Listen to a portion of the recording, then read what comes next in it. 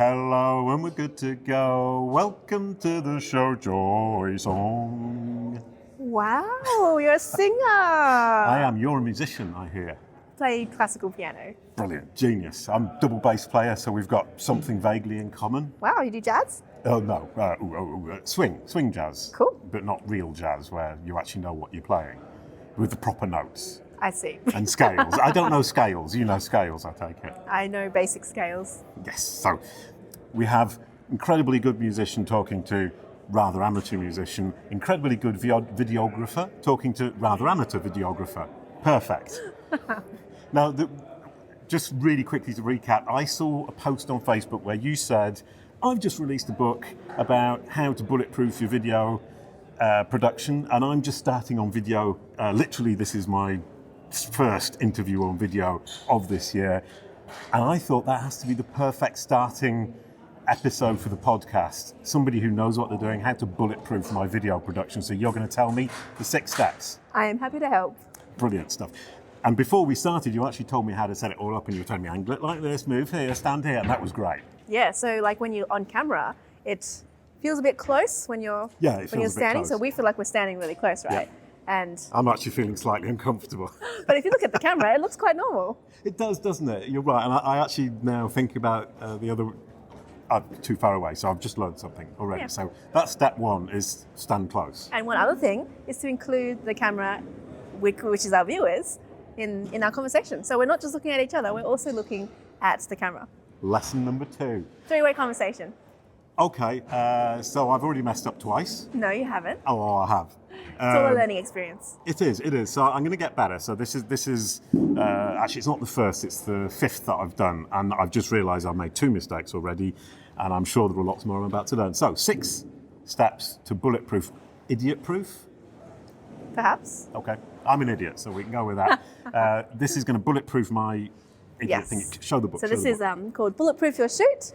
Wrote it especially to launch in time for the DMA conference here. Very good That's point. right. Logos, Yes. Brilliant. It's a great conference, by the way, Stephen. Thank you. It is. It's been absolutely wonderful, and I've been looking forward to this. Yes. And it's a real pity we didn't do it 2 days ago, but because I would have learned how to do this properly. So I'm actually filming on my phone, which is what you told me to do 2 days ago, and I didn't listen. I've been filming with a proper camera, and I think this is going to be better. Yeah, I think using the phone is just easy because it's right there with you all the time. Yep. And it's good for quick and easy shoots. But when you can use the camera, it always looks more professional as well because you can sometimes get those nice blurry backgrounds and things like that. Yeah, I'm not that good. Yet. So I'm Yes. pressing a button on the phone. I mean, if you can't actually use the camera, it's actually pretty pointless. The phone is probably a good thing. Anyway, mistake number 3. But we haven't even started on the 6 steps, and I've already messed up 3 times. Okay, 6 steps to bulletproof video. What's step number 1, please? Step number 1 is to plan your shoot. They all start with P. I like alliteration. So Okay. Do plan they your all shoot. start with P? 6 steps. Yes, they do. Okay. Penguin. Okay. Off you go. Yes. Plan your shoot. Yes. So you have to have a plan, which I don't. So that's mistake number 4. So you need to know what kind of video you're doing first. Okay. You need to know your message. You need to know where it's going, what platform it's going to be on, Okay. who you're speaking to, who your target audience is, Okay. why you're creating the video, pretty much. Okay. Yeah. Okay. So plan it. Know who your audience is. Know where you're going to put it. What you're going to talk about. Mm-hmm. What type of video it is. Is it going to be social media? Is it going to be a testimonial or an interview like this? You know. With the audience included. I love that. Exactly. I'm going to start doing that. That's great. Hi, everybody. Because I've been ignoring them up until now. So you can also kind of angle your body this way a little bit so the audience can see you as well. There we go. Oh, God, this is getting so much better. Okay. What's step number 2? Step number 2. So first is plan your shoot. The second one is to prepare your content. So once you've figured out what shoot you want to do, then you have to prepare what you're going to say. So in this case, if it's an interview, you can sometimes prepare the questions. Some people like to prepare, but other times you can just do on-the-spot things, you know.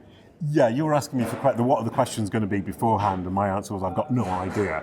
That's right, winging it works as well sometimes. Well, I enjoy it. The thing is, when I plan questions, I kind of find that when the conversation moves along to something different, it's difficult to follow it because you think, I've got to ask that question.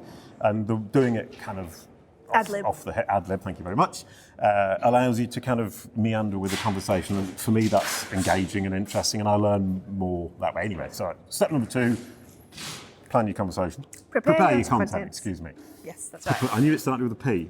Next. So number 3 is pick your style. So who is your audience, and when they're watching you, are they going to resonate with you?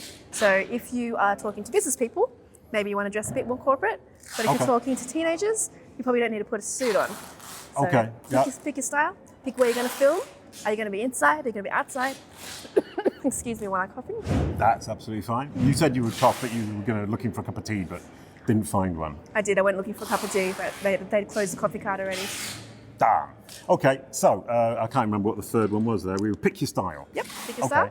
Pick your outfits, what you're going to wear, what colours. Sometimes if you already know where you're going to film, it's good to get a different colour to the background. So like you're wearing a lovely red, and that contrasts nicely to the white background. Yep.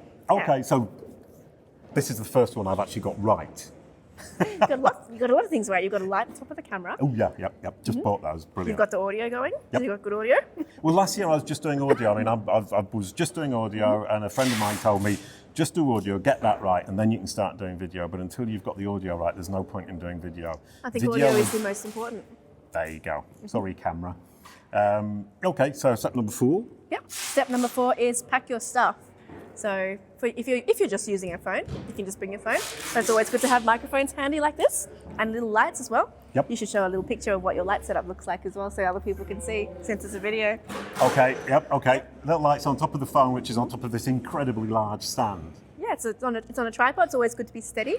Okay. No one likes to see, moving videos around the place. So. Yeah, your microphone's actually falling down, if I may. All right. There you go. There we go. Right, okay, so pack my stuff. I mean, I'm a digital nomad, so everything goes in the rucksack, and if I can't carry it, I can't take it. Yep. And actually using the phone is going to change that. It saves me about that much space, which is brilliant. Okay, so I've packed my stuff. Now what do I need to do? Produce your videos, step number 5. Okay. That's the easy bit now because you've already packed everything and now it's time to just do your content. Okay. Or depending on your level, I guess, some people might find it tricky. But if you do have a copy of this, you can go in and... This wonderful book. I've got a whole bunch of framing tips, how to set up lights and how to set up the audio. So depending on where you're at in life. Okay. Well, I should probably read that, yeah. There will be a website as well. It'll be bulletproofyourshoot.com. I haven't built it yet, but it will be built this year. And the idea is to teach people to make video. Because I mean, part of my kind of thing about this is I've got clients and I'm saying make video. Video's great. You can get out there, you can talk to your audience, you can engage. Yeah, because like a book is great, but then you want to be able to see the examples of the things I'm talking about.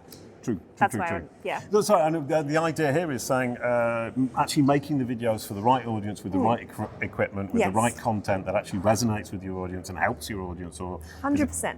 Ooh, so we agree about that. Jolly good. 100%. That's the only bit I've got right. That's not. You're getting plenty of things right. Don't be so hard on yourself. No, I'm being. I know it's okay. So I'm being. What's the word? Facetious. Cheeky. Thank you very much. So you've got to produce if you're actually going to make the video, which is what we're doing here. Yes. I think a lot of people find that a bit scary when you actually press the button and say, okay, we're recording. People get nervous. Yeah, I used to get so nervous. I get nervous all the time. I'm not nervous now because you're really cool. And that's just a phone as well. It's just a phone. But sometimes when there are big cameras in your face, it's just like, oh my gosh, it's so scary. But I think it really helps to think of the other person on the side. So not like a camera, but I'm talking to somebody. Hang on, I like that. Yeah. See, we're talking to our friends. Lovely people. Don't stare at your friends like that. Sound like my mother. Okay. So think of the camera as your friend. And if you're not used to like being on camera and you find it a bit nerve-wracking, there's a 5-day challenge you can do. Okay. So I heard about the 5-day, 3-day challenges. There's lots of challenges that you can do. So what's the 5-day challenge?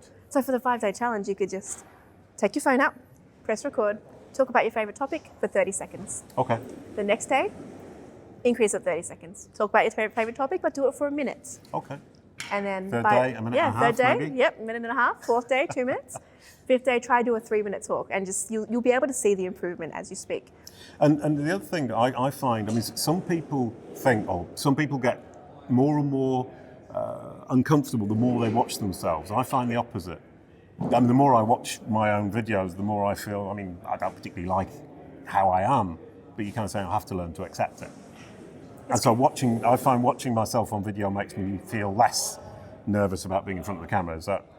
I think everyone feels naturally self-conscious. You gotta take off the hat that says, "Oh, I'm fat. Oh, my hair doesn't look good," and kind of try and watch yourself objectively. Okay. Watch it as if you're watching somebody else first, if you're not used to it. And I hate watching myself as well, so I try and avoid watching all my videos. But you asked for a copy of the video, so you're going to watch it.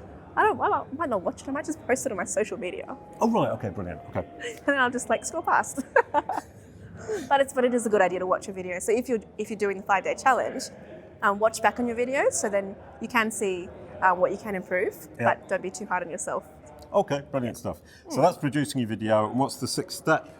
Publish with pride. Publish with pride. You do love your P's, don't you? Yes, I think alliteration works well. Publish with pride. And what does that mean? I mean, other than stick it on whatever channel it is you've chosen, YouTube or Twitter. Yeah, so if you've made your video, excuse me, I'm going to cough again. Please go ahead. Then you have to edit the video Yep. and figure out where you're going to post it. So Editing scares people as well. it does. And I'm using ScreenFlow, and I find ScreenFlow incredibly easy. I mean, I don't find it scary at all. I think like 15, 20 years ago, editing was a problem, but today there are so many programs. What do you use? I don't like editing. Oh, actually. okay. You give it to somebody else to edit. I have a team of editors, yes. Okay. And if, On my phone, though, I do have iMovie. okay. And me? that works absolutely fine. And it's easy to use, and I think people overestimate the complexity of it. And actually using something like iMovie or ScreenFlow, it's actually very easy, and you scrub and cut and... Yeah, on my computer, I use Screencastify, which is the same as ScreenFlow. So it's like you just play it, and then you just cut the bits out that you don't want. So Okay. it can be quite easy.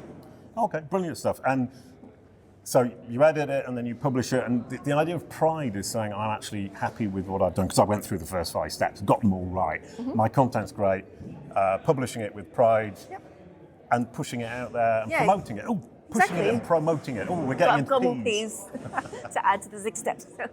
Okay, and that's your video strategy to get great content out there that speaks to users and engages them and creates an audience. Definitely. I think it's the foundations and the basics of how to start doing video properly, because you can get really technical and everything, but I'm really not a technical person. No. Like all the team does all the tech stuff, and I'm just like, so can you explain that in Joyce language? Joyce language, brilliant. So hopefully this whole book is in Joyce language so everybody can understand it. Brilliant stuff. Well, thank you very much. That was great, and I've just learnt loads, and I'm going to talk to the camera more from now on.